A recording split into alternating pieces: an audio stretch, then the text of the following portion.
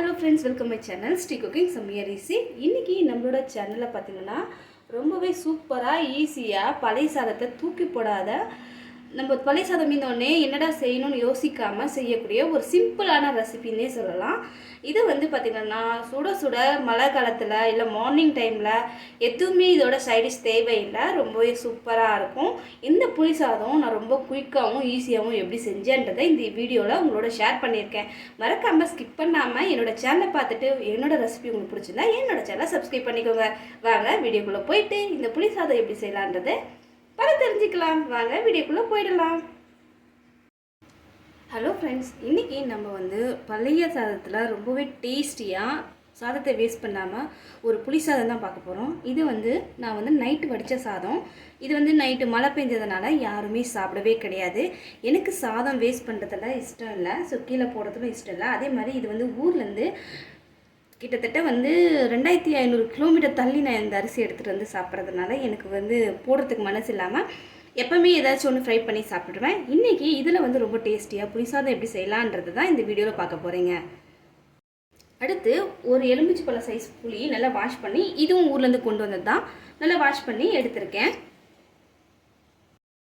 இதோட கொஞ்சமாக சுடு தண்ணி ஊற்றிக்கோங்க. புளி வந்து சீக்கிரமாக கெட்டியாக வரும்.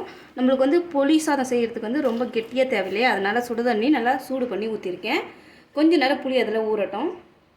அதோடவே 1/2 ஸ்பூன் போல் மஞ்சத்தூள் சேர்த்துக்கோங்க. நான் சாதத்தில் எப்போவுமே சாதம் வடிக்கும்போது உப்பு சேர்த்து சாதம் வடிப்பேன். நீங்கள் உப்பு சேர்க்காமல் சாதம் வடிச்சிங்கன்னா இந்த ஸ்டேஜில் உப்பு வந்து கொஞ்சம் கூட ஆட் பண்ணிக்கோங்க. நான் இப்போ புளிக்கு தேவையான உப்பு மட்டும் ஆட் பண்ணிக்கிறேன். கொஞ்ச நேரம் இது நல்லா கரையட்டும். இப்போ இந்த தண்ணி வந்து நல்லா ஓரளவுக்கு வெதுப்பானோடனே கை வச்சு நல்லா கரைச்சிக்கோங்க புளியை. நம்மளுக்கு வந்து புளி தண்ணி வந்து கொஞ்சம் திக்காக தேவை, அதனால் நல்லா கரைச்சி எடுத்துக்கோங்க.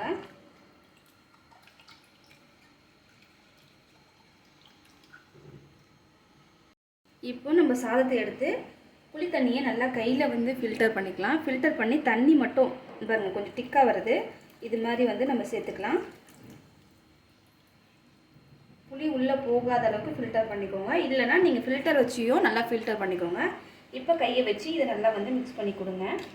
இது மாதிரி வந்து ஒரு சிலர் வந்து நைட்லேயே வந்து புளி வந்து பிசைஞ்சு வச்சு செய்வாங்க. அப்புறம் மார்னிங் பார்த்திங்கன்னா அது ஒரு மாதிரி நமுத்த மாதிரி இருக்கும் அந்த சாதம். நம்ம வந்து செய்யறதுக்கு ஒரு 1/2 மணி நேரத்துக்கு முன்னாடியே வந்துட்டு இது மாதிரி வந்து நம்ம கரைச்சி இது மாதிரி வந்து சாதத்தில் மிக்ஸ் பண்ணிவிட்டு ஒரு 1/2 மணி நேரம் அப்படியே வச்சு அதுக்கப்புறம் வந்து ஃப்ரை பண்ணோம்னா டேஸ்ட் நல்லாயிருக்கும். நைட்டு செஞ்சோன்னா அந்த சாதத்தோட புளி ஊறும் போது அது வந்து ஒரு மாதிரி ஒரு ட்ரைனஸாக வராது, ஒரு மாதிரி பிச்சு பிச்சுப்பு வரும். அது இல்லாமல் சாதம் வந்து மத்துக்குன மாதிரி வரும். அதனால் ஒரு 1/2 மணி நேரத்துக்கு முன்னாடி புளியை நல்லா இது மாதிரி கரைச்சி ஊற வச்சு அதுக்கப்புறமா வந்துட்டு சாதத்தில் மிக்ஸ் பண்ணி நம்ம ஒரு 20 மினிட்ஸ் அப்படி இருந்துட்டு அதுக்கப்புறம் ஃப்ரை பண்ணிக்கலாம். கண்டிப்பாக இது வந்து கொஞ்சம் பழைய புளியில் செஞ்சிங்கன்னா டேஸ்ட் நல்லாயிருக்கும். புது புளியில் செஞ்சிங்கன்னா கொஞ்சம் இனிப்புத்தன்மை புது புளியில் இருக்கும். ஸோ கொஞ்சம் புளிப்பாக இருக்கிற புளி எடுத்து செஞ்சுக்கோங்க. இந்த ஸ்டேஜில் உப்பு புளிப்பெல்லாம் கரெக்டாக இருக்கான்னு ஒரு டைம் வாயில் போட்டு பார்த்துக்கோங்க. கொஞ்சம் வந்து இந்த ஸ்டேஜில் உப்பு கம்மியாக தான் தெரியும். நம்ம ஃப்ரை பண்ண அப்புறம் உப்பு கரெக்டாக சரியாக போடும், ஏன்னா சாதத்தோடு மிக்ஸ் ஆகணும் இல்லையா, அதனால் கொஞ்சம் கம்மியாக இருக்கா புளிப்பெல்லாம் கரெக்டாக இருக்கான்னு செக் பண்ணிக்கோங்க. இது வந்து ஒரு 20 மினிட்ஸ் அப்படியே இருக்கட்டும். பிளேட் போட்டு அப்படியே மூடி வச்சுருங்க. இப்போ 20 நிமிஷம் கழித்து கடாய் நல்லா சூடணுன்னே தேவையான அளவு எண்ணெய் சேர்த்துக்கோங்க. எண்ணெய் நல்லா சூடணுன்னே ஒரு 1/2 ஸ்பூன் கடுகு, அதோட கொஞ்சமாக சீரகம், ஒரு 10 போல் வெந்தயம், இப்போ அதோட கொஞ்சமாக பெருங்காயத்தூள் சேர்த்துக்கோங்க. 2 ஸ்பூன் போல் கடலைப்பருப்பு, 2 ஸ்பூன் போல் உளுத்தம்பருப்பு, வேர்க்கடலை கொஞ்சம் அதிகமாகவே சேர்த்துக்கோங்க. சேர்த்துட்டு இதை நல்லா ஃப்ரை பண்ணி கொடுங்க.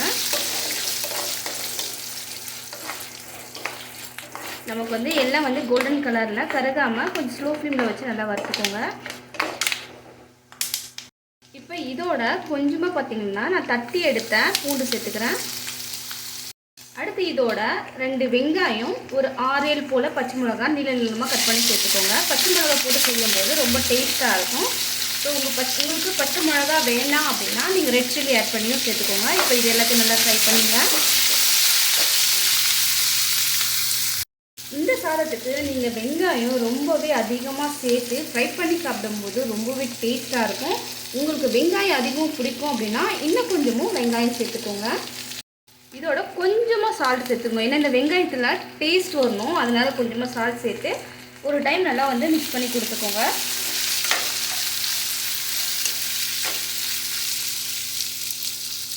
இதோட நீங்கள் கருவேப்பிலை கொத்தமல்லி சேர்த்துக்கலாம். இங்கே மழை வந்துட்டு இருக்கிறதுனால என்னால் கருவேப்பிலை கொத்தமல்லி என்கிட்ட இல்லை, வெளியேருந்து எடுத்துகிட்டும் வர முடியல. ஸோ அதனால் நீங்கள் கருவேப்பிலை கொத்தமல்லி இதோட ஆட் பண்ணிக்கோங்க. இப்போ வெங்காயம் வதங்கின அப்புறம் நம்ம வந்து ஏற்கனவே மிக்ஸ் பண்ணி வச்சிருந்த சாதத்தை இதோட சேர்த்துக்கோங்க. சாதத்தை சேர்த்து நல்லா வந்து சாதத்தை வந்து நம்ம நல்லா ரோஸ்ட் பண்ணி எடுக்கணும். சாதம்லாம் நல்லா சூடு ஏறி இருக்கணும், அப்போ தான் சாப்பிடும்போது நல்லா டேஸ்ட்டாக இருக்கும். இப்போது கொஞ்ச நேரம் நல்லா சூடு ஏற்றி சாதத்தை மிக்ஸ் பண்ணிக்கலாம். இப்போது எல்லா பக்கமும் நல்லா ஃப்ரை பண்ணி எவ்வளோ சூப்பராக வந்திருக்கு பாருங்கள். இந்த மாதிரி ஃப்ரை பண்ணி கொடுத்தீங்கன்னா எல்லாருமே நல்லா சுட சுட சாப்பிட்டுக்குவாங்க. நம்ம பழைய சாதத்தை வேஸ்ட் பண்ண வேண்டிய அவசியமே கிடையாது. அவ்வளோதான், ரொம்ப டேஸ்ட்டாக சூப்பராக பழைய சாதத்தில் இப்படி தான் நீங்கள் புளி சாதம் ரெடி பண்ணி பாருங்கள். கண்டிப்பாக சூப்பராக இருக்கும், எல்லாருக்குமே ரொம்ப பிடிக்கும். நெக்ஸ்ட் ஒரு இன்ட்ரெஸ்டிங்கான வீடியோவோட உங்களை வந்து மீட் பண்ணுறேன். டேக் கேர், பாய்.